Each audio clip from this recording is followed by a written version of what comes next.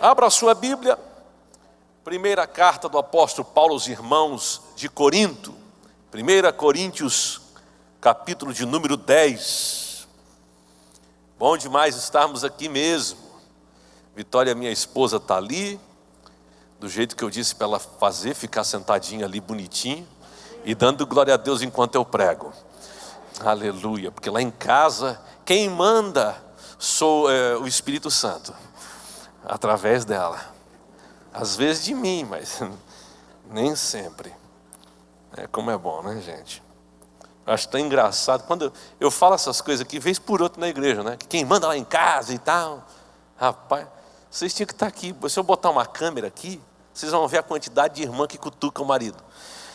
A coisa é séria. Só Deus para dar graça.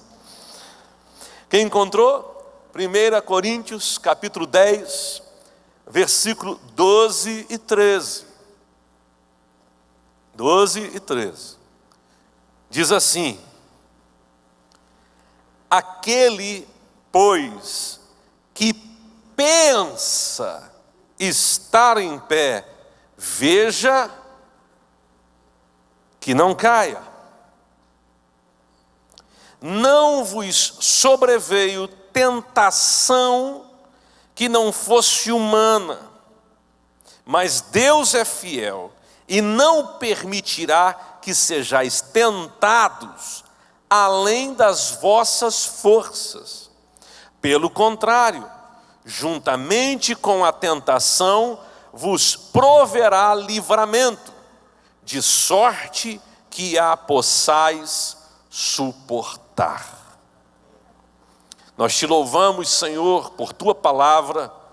Nosso coração se inclina, se abre, para que o Senhor fale conosco, nos mova ao centro da tua vontade e glorifique o teu nome na nossa vida.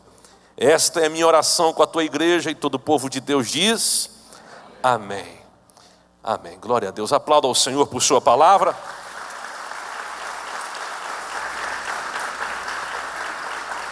Eu quero vos falar sobre o tema problema sob medida, bênçãos sem medidas.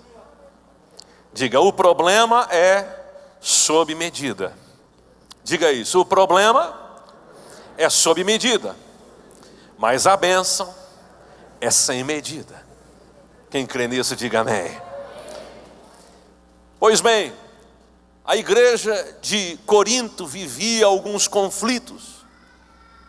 O apóstolo Paulo escreve uma carta a essa igreja trazendo uma série de recomendações, algumas considerações importantes, como é que deveria ser o comportamento deles. Porque, embora tivessem nascido de novo, quer dizer, se tornassem nova criatura, ainda havia comportamento no meio da igreja que precisava ser tratado. Você vai ver o apóstolo Paulo falando lá no capítulo 3 desta primeira carta, o seguinte: olha, não vos escrevo como a espirituais. Olha só, está falando, olha, eu tenho que começar com vocês dando um mamazinho, um mingau, chegando de leve. Eu não posso escrever para vocês como se vocês já estivessem prontos. Ora, isso quer dizer que a nossa vida cristã é uma vida de constante aprendizado, crescimento. A gente vive sempre aprendendo. E a gente aprende ouvindo, a gente aprende com os problemas, circunstâncias, a gente aprende com um mau exemplo, a gente aprende com tanta coisa. Então a gente vive num constante aprendizado. Isso é bom, é bom. O nosso comportamento, ele vai sendo ajustado à medida que nós vamos enfrentando dificuldades e problemas. É assim. Pois bem, e eu escolhi logo esses dois versículos porque tem a ver com o tema desta mensagem. E aliás, Não tem como você compreender o 13, que diz: não vos sobreveio maior ou tentação que não fosse comum aos outros. Não dá para ler o 13 sem ler o 12. Aquele, pois, que pensa estar de pé, em pé, cuide para que não caia. E por que é que a gente logo compreende essa necessidade? Por quê?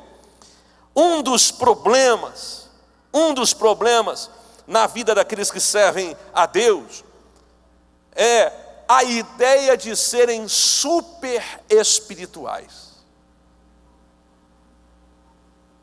Jesus foi tentado, mas tem crente que se coloca numa posição como se ele não pudesse sofrer tentação nenhuma na vida. E não é assim. É preciso pôr a mão na consciência e saber qual é a nossa limitação, quem a gente é.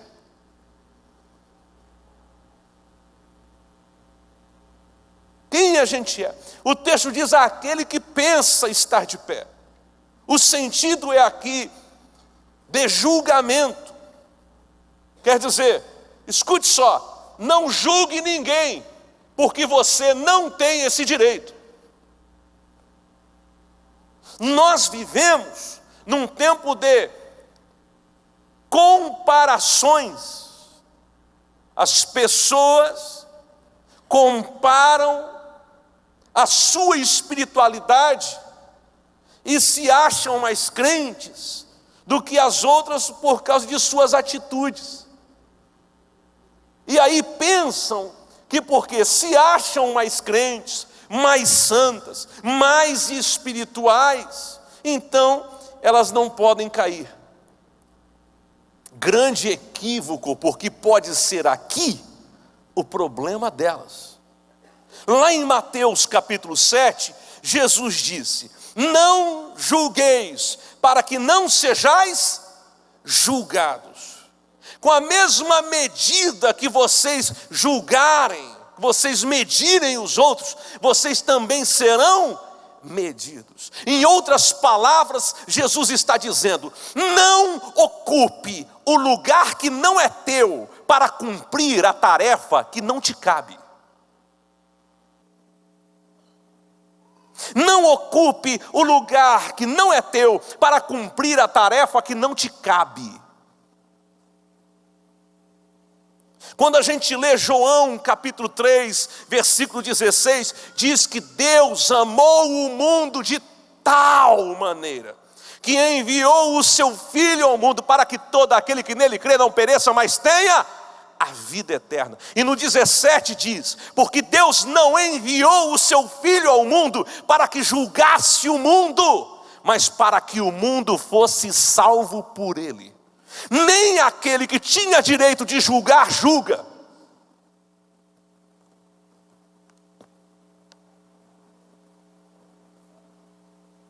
Segundo a lei de Moisés, esta mulher deve ser apedrejada porque foi pega em flagrante adultério. O que dizes? Aquele que não tiver pecado, seja o primeiro a atirar a pedra. Do mais velho até o mais novo, um a um foi saindo. E ficou Jesus e aquela mulher. Onde estão os teus acusadores? Nem eu mesmo te condeno. Vai e não peques mais. O único que poderia ter atirado uma pedra é o que perdoa.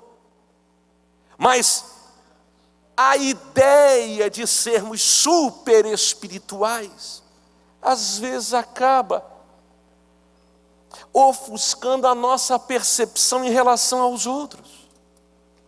Ao invés de estendermos a mão, às vezes nós estamos com as pedras nas mãos, prontos para atirar naquele que está ferido.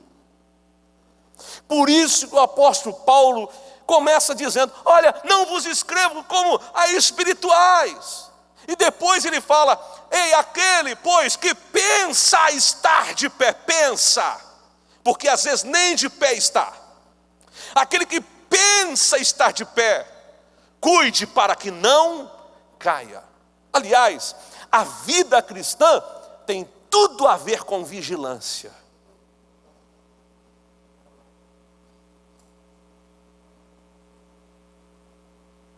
Já viu fofoca com desculpa? Eu não queria contar para você, mas eu vou falar para a gente orar. Fulano quebrou a cara, caiu. Fofoca com desculpa. Todo mundo fala do problema, diz que é para orar, mas ninguém.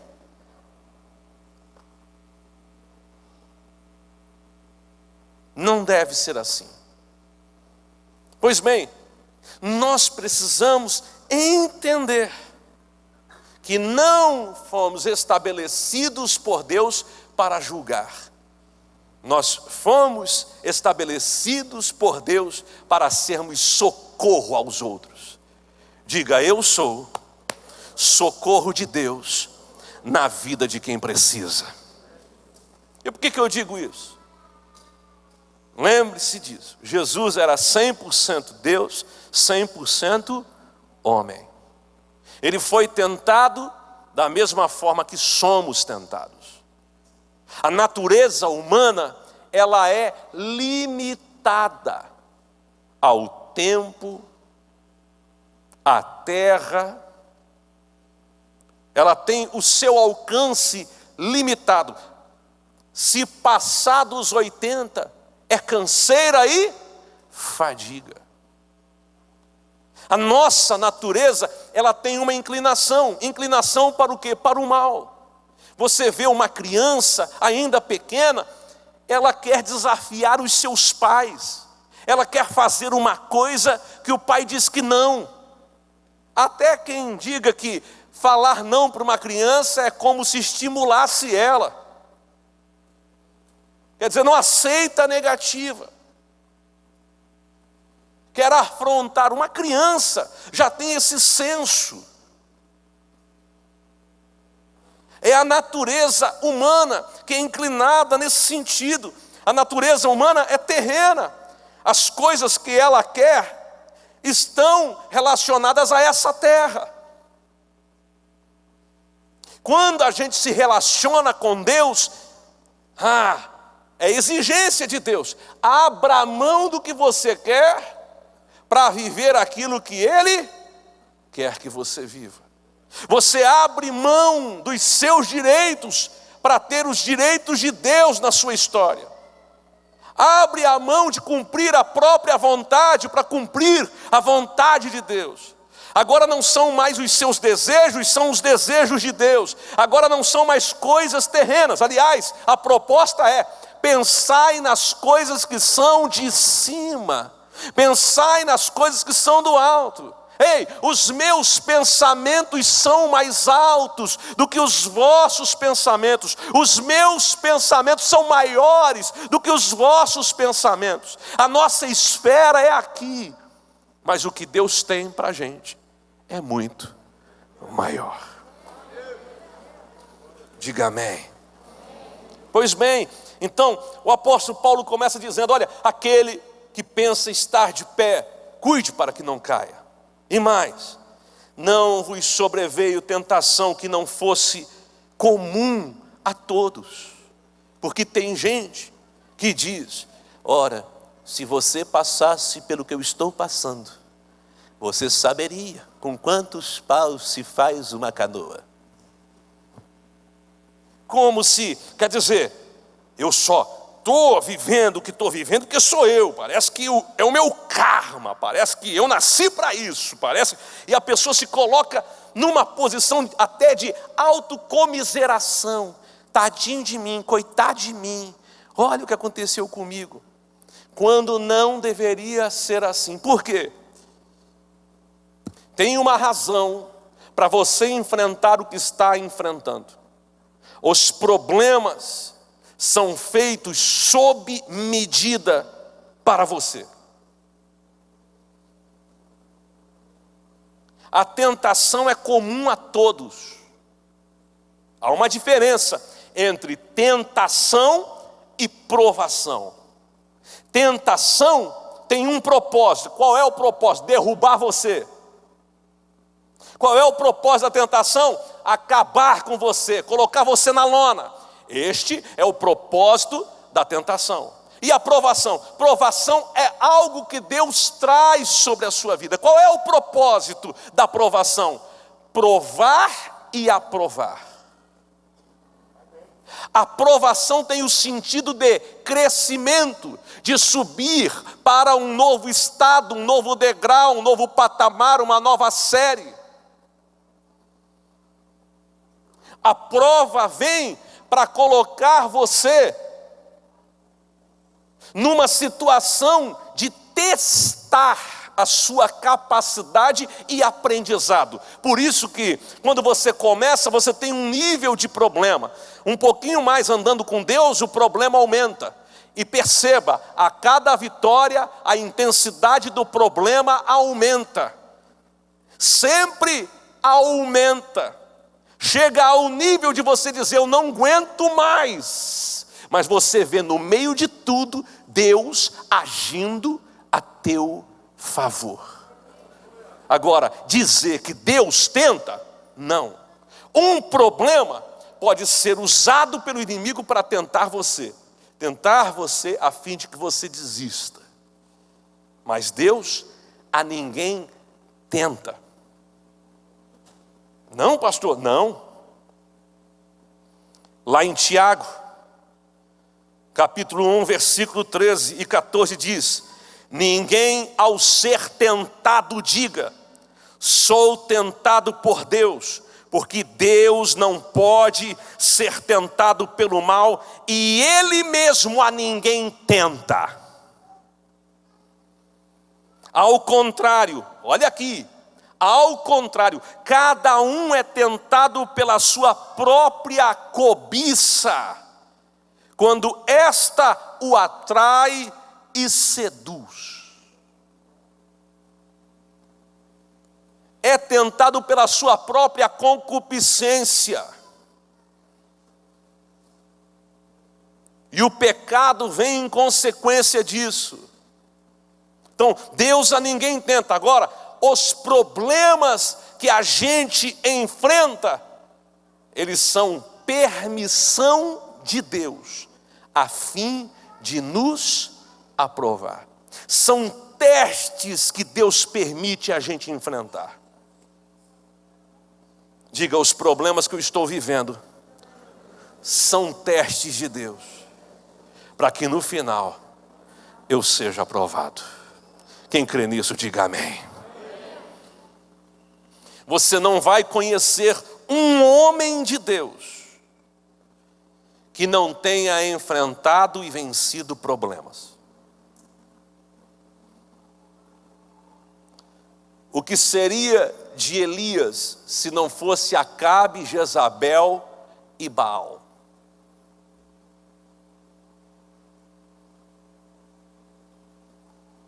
O que seria de Davi se não fosse Golias e Saul?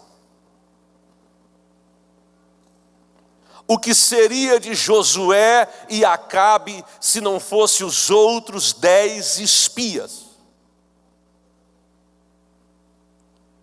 O que seria de José se não fosse seus irmãos terem jogado primeiro ele no poço, depois vendido ele como escravo, depois ele ter sido maltratado na casa de Potifar, ser preso? O que seria de José se não fossem as tragédias na sua vida? A gente não gosta de pensar assim, porque de verdade não gostamos dos problemas.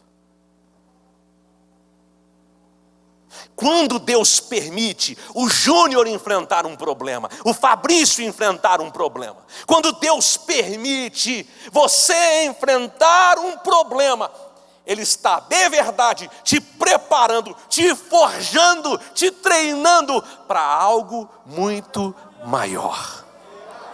Não há honra na vida de quem não sabe enfrentar problemas.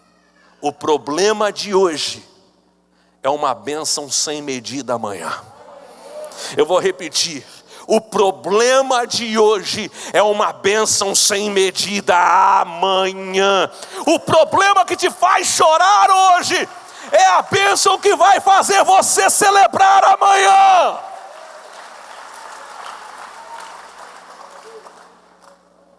Quantas pessoas estão assentadas aqui porque tiveram problemas?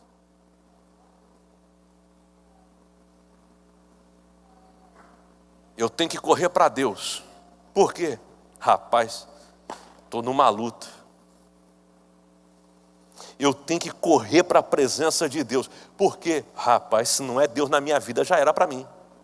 Essa percepção é comum a todos. É muito confortável quando o vento está soprando, empurrando você. Mas existem momentos que Deus permite o vento ser extremamente contrário. E não é vento contrário, é furacão mesmo, irmão. Mas nenhum problema será capaz de arrancar as suas raízes. Nenhum problema será capaz de destruir você. Por quê? O Deus que fez a promessa é o Deus que a sustenta, que te mantém de pé e no final se manifesta na sua vida.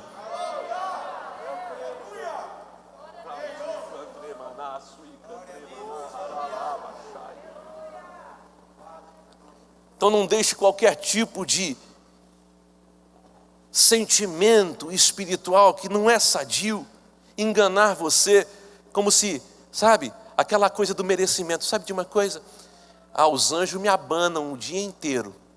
Ai, olha, eu nunca vou passar por nada. O que é isso? Eu sou um super crente. Eu tenho o poder do céu na minha vida. Não, você tem poder. Mas tem dia que você vai dobrar o joelho e vai dizer: Senhor, não aguento, está difícil. Senhor, o que é isso que eu estou enfrentando? E a resposta de Deus para você não vai ser outra coisa, não ser: a minha graça te basta, e o meu poder se aperfeiçoa na fraqueza. Que qualquer tipo de ideia de que eu sou bom o suficiente para resolver qualquer coisa, ela acaba na nossa necessidade e dependência de Deus.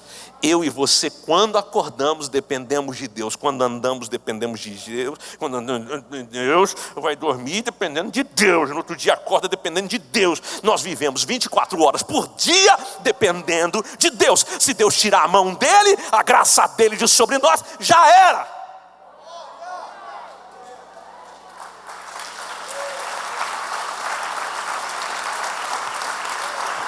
É por isso que eu gosto dessa música dele. Me ajude a melhorar.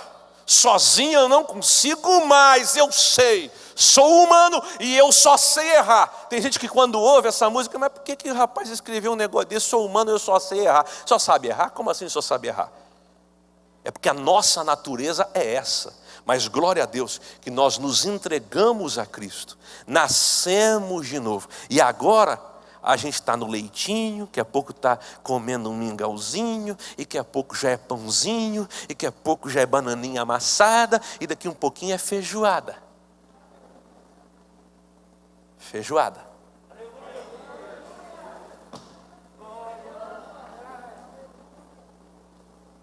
E aí o apóstolo Paulo é feliz em dizer: não vos sobreveio teste que não fosse comum a todos. Mas Deus é fiel e não permitirá que sejais tentados além das vossas forças ou da sua capacidade. Pelo contrário, juntamente com o teste, vos proverá livramento, de sorte que vocês vão suportar e vencer. Deus permite você ser provado, às vezes no limite. Eu sei, tem gente que olha para o lado e fala: poxa, parece que Deus queria me provar tanto, né? Claro. Se você quer ser tão abençoado assim, esteja preparado para ser provado assim. Quanto maior a provação, maior será a bênção, a manifestação de Deus na sua vida. Você já viu como é a aprovação? A aprovação tem medida. Tem limite para você ser provado. Agora a bênção é sem limite. A bênção é sem medida. Diga: a bênção é sem medida. Diga: o problema é sob medida. Mas a bênção é sem medida. É sem medida. Você está lá trabalhando, ganha o seu sustento, e aí, olha só, é comum a todos: entrego o dízimo ou não entrego? Entrego ou não entrego? Não, se eu entregar pode faltar, não vou entregar. Vou entregar, não vou entregar, vou entregar, não vou entregar. Você é provado, você passa por um teste, aí você entrega. Qual é a recompensa? Sem medida. Para que advenha a maior abastança. Bênção sem medida, recalcada, sacudida e transbordante. A provação, ela é sob medida, mas a bênção é sem medida. Olha a aprovação: entrega o teu caminho ao Senhor. Quer dizer, você tem um projeto, você não sabe se vai dar certo. Você tem ideia, percepção que pode dar. Aí o texto continua: e o mais ele o fará. Buscai em primeiro lugar o seu reino e a sua justiça, e todas as outras coisas vos serão acrescentadas. Você vai perceber que a reação ou o que Deus traz para você é sempre maior do que aquilo que foi exigido de você. Diga: a bênção sempre é maior do que aquilo que foi exigido de mim. Você crê nisso? Mas tudo tem a ver com crescimento. Diga: tudo tem a ver com crescimento.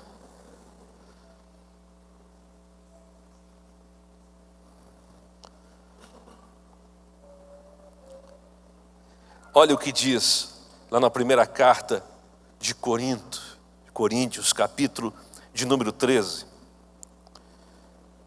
versículo 11. O apóstolo Paulo é categórico quando fala aos irmãos de Corinto: vocês não se entendem, vocês não servem a Deus direito, olha, vocês estão dissolvendo o evangelho. Realinha. Ei, realinha, se reposicione. Eu não posso falar a vocês como espirituais, mas eu tenho que dar leitinho para vocês crescerem, para aumentarem, chegarem à estatura que precisam chegar. E aí, no capítulo 13 e o versículo 11, ele diz: quando eu era menino, falava como menino, sentia como menino, pensava como menino. Quando eu era menino, falava. Já viu uma conversa de menino como é? Como é que ele fala? Já viu um menino falando e tentando ganhar no grito? Já viu como é que um menino sente as coisas? Uma palavra que vem contra o próprio desejo, faz ele ficar transtornado. A frustração aparece de cara para todo mundo, porque é um menino. Como é que o menino pensa? Ele pensa em pipa, ele pensa em coisinha. Uma criança pensa em coisas de crianças. Mas aí o apóstolo Paulo fala: quando cheguei a ser homem, desisti das coisas próprias de menino. Em outras palavras, ele está dizendo: vocês vão adquirir um crescimento e vão entender que vocês não são super crentes, super espirituais. Não, vocês não são. Vocês são pessoas que precisam se relacionar com Deus de uma outra forma. Como? Como gente madura, experimentada, gente que sente de forma diferente, cujo interesse não é próprio. Porque no capítulo 13, o apóstolo Paulo está falando do quê? De amor. E ele diz: o amor não busca os seus próprios interesses, não se ressente do mal. O amor tudo sofre, tudo crê, tudo espera, tudo suporta. Mas veja se não é assim. Pastor, estou desistindo dele. Por quê? O amor acabou. Não, o amor não acaba. O amor esfria. E o que esfria pode ser aquecido. A gente tem uma tendência de definir algumas coisas que não podemos fazê-lo. A gente pega um sentimento e transforma numa decisão. Eu não sinto de amar, eu não sinto mais amor por ele. Não, você decidiu não ter mais amor por ele. Eu não sinto de perdoar. Quem disse que a base do perdão é um sentimento? Nunca. Sentimento? Nunca. Perdão é decisão, que às vezes vai contra o sentimento. Agora, quem precisa sentir para perdoar é criança. Pega uma criança: eu não gosto dele, não gosto de fez mal para mim, não gosto. Ó, se você perdoar, papai vai te dar um carrinho novo. Tá bom, então perdoa. Está perdoado? Eu estou perdoado, mas não sei. Porque criança tem isso. Agora, quando a gente atinge a maturidade, a gente sabe: eu posso sentir qualquer coisa, mas eu não sou guiado pelo sentimento. Eu tomei uma decisão e eu não abro mão. Às vezes, a minha decisão requer de mim, sabe o quê? Firmeza para ir contra aquele sentimento, aquela emoção, aquela coisa. E eu digo: eu decidi perdoar. Eu estou sentindo que não é assim, mas eu decidi. Eu vou até o fim. Ou você acha que Jesus estava morrendo de amores? Pai, perdoe-lhes, porque não sabem o que fazem. Que maravilha. Claro que não, ele estava sofrendo. A decisão dele talvez fosse contra um tipo de sentimento. Não estou definindo isso, não sou doido para fazê-lo. Se você quer vencer, você precisa colocar os sentimentos debaixo dos seus pés e tomar uma decisão firme de fazer o que é certo. Quem é guiado por sentimento vai por atalhos, mas quem é guiado por fé obedece princípios.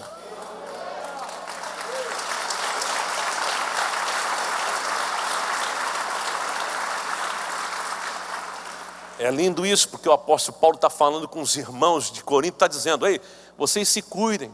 Cuidem como vocês vão tomar decisão, como vocês vão conduzir o culto, como vocês vão fazer. Cuidem. Olha, deixa eu falar dos dons espirituais. Olha os dons que existem.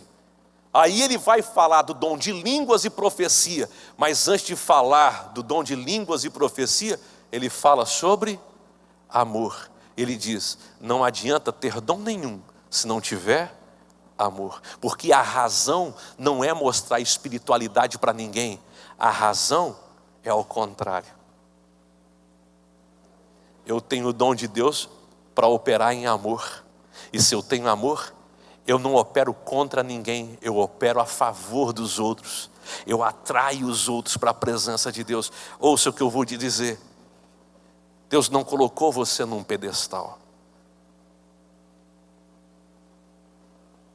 O seu papel não é estar por cima. O seu papel é servir. Se você é crente em Jesus, você foi chamado para servir. Para ao invés de dar de dedo e julgar, estender a mão e ajudar. Deus te escolheu com uma missão. O seu propósito é muito, muito, muito, muito maior do que qualquer tipo de sentimento. O seu propósito é honrar a Deus. Como, pastor? Amando as pessoas. É esse tipo de coisa que deve estar aí. Diga amém. Fique de pé.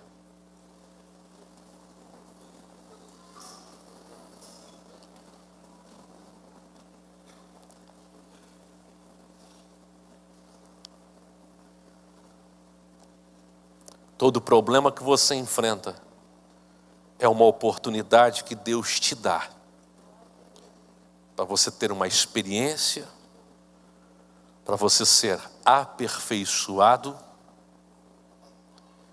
porque até aqueles que servem a Deus, eles precisam serem o quê? Aperfeiçoados, forjados. No meio da sua caminhada de fé, você vai tropeçar aqui, vai tropeçar lá, vai errar. Vai julgar um ou outro e depois vai perceber que não devia ter feito isso. Você vai uma ou outra vez colocar os pés pelas mãos, vai acontecer. Você é homem, você é gente, você é de carne e osso, você sente, você chora, você se alegra. Se você está com fome, não dá para ir no mercado que compra tudo. A sua fome faz você comprar mais do que precisava. Se você está alegre, você até consegue se concentrar e se disciplinar em relação a comprar alguma coisa. Mas se você está triste, você quer compensar a tristeza com comida. A gente é sentimental, emocional. São raízes que a gente tem. Cada um tem uma reação de acordo com a emoção que está sentindo, mas nós não vivemos por vista,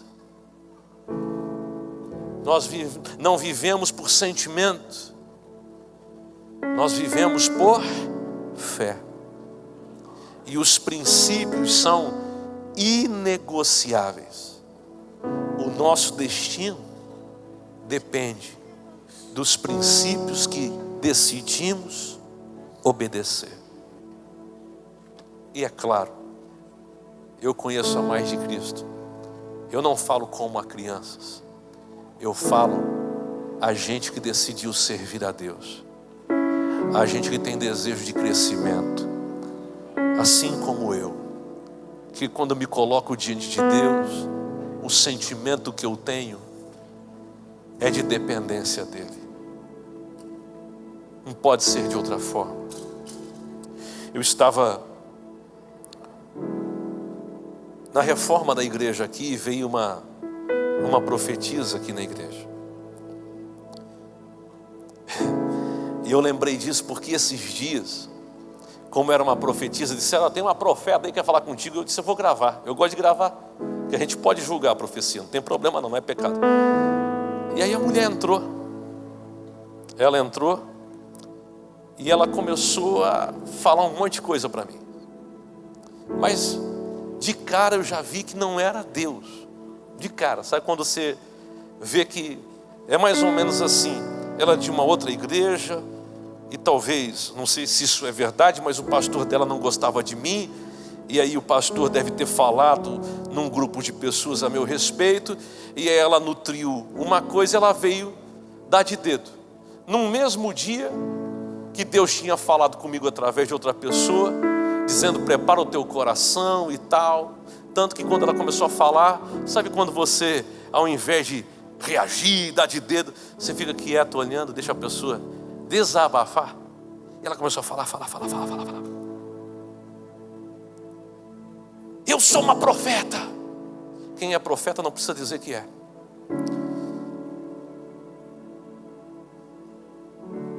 E ela começou: porque essa igreja vai acabar. A gente estava em reforma, e ela disse que nem a reforma ia acabar.